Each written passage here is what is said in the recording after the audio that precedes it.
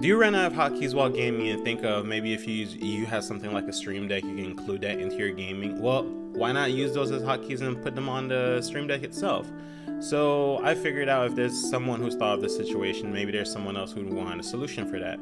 No, this video is not sponsored by Elgato, but it'd be great if they did. But we're not gonna bank on that. For this tutorial, we're gonna be using Final Fantasy 14. I also thought about using The Witcher 3, might do that in another video. If you guys want something like that, go ahead and drop that in the description below and let me know.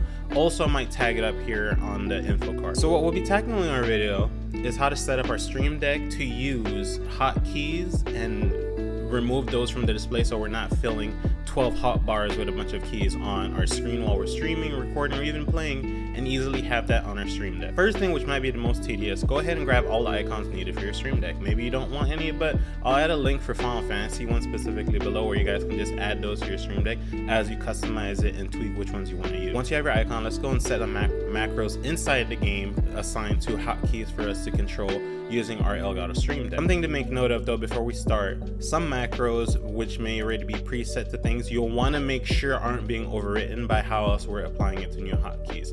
So after you've verified which keys are completely empty set up, go ahead and set those up to have different commands and macros for in-game content that you want to manipulate on your own. So usually I have about 3 hotbars open at the bottom of my gameplay, and I kind of want to not fill up the screen because I've seen someone have all 12 open up, or 10 or 12. We gotta double check on which one it was. So what I want to do is maybe use the Elgato to open up my timer or hide my map or just completely remove everything from the UI screen. And sometimes I figured out how to do it with a click of a button and then just reappear it. Now they might have some that are pre-built, but most of this fact isn't known to the average user. You could even add commands for your chocobo if you don't want it on your normal hotbar, so therefore you can control your off-screen icons using the Elgato device itself as opposed to having your action icons on the bottom of your hotbar. So the key is to remember, if you care about aesthetics, then you can use one of the 10 hotbars that you have and map an icon or something to it, and then just turn those off within the settings. That way you can still see your hotbar through your Elgato capture card versus actually seeing it on your display. That way you end up with a clean interface for you to see your gameplay, your boss battles, or your raids, but still have options to use those hotbars set up on your Elgato cap. So let's go ahead and save all the items or actions we want to save to our hotbar. Then we're going to go ahead and set those to hidden. Now we want to go ahead and load those up. It's time to set up our hotbars with the correct keys for this. Example, we're going to be using hotbar 4 and going to set those up with shortcuts control number pad keys.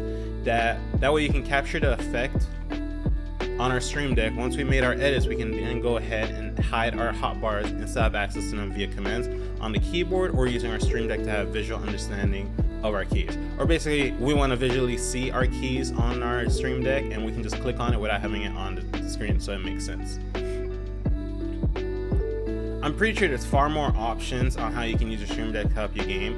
So there's far more options you can use your Stream Deck for a wall game. If you can think of anything else, go ahead and drop a comment below, and maybe there's something we missed or didn't think of, because as this is basic level of how you can integrate your Stream Deck into this, maybe you'll want to set up one button that runs through a timer feature that will run through a whole rotation while gaming. If you play Final Fantasy, you'll understand the rotation, or maybe something like WoW. And if you like the video, guys, go ahead, like, subscribe, and for more. As usual, you can catch me live streaming Monday, Wednesday around 11 Eastern Central Time, PM late at night, guys.